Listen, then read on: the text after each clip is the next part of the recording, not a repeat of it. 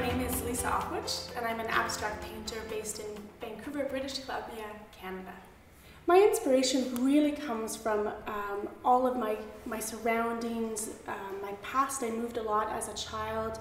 I was able to meet all sorts of wonderful people. I take all of that and incorporate those into the pieces and sort of create windows into alternate realities.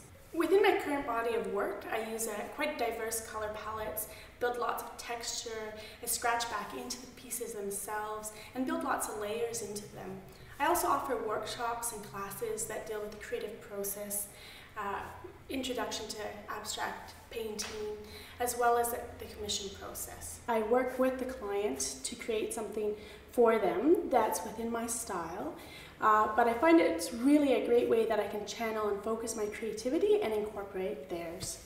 I find that success in my field would be defined by a dedication to the creative process, a strong sense of community, an inquisitive mind that never stops exploring.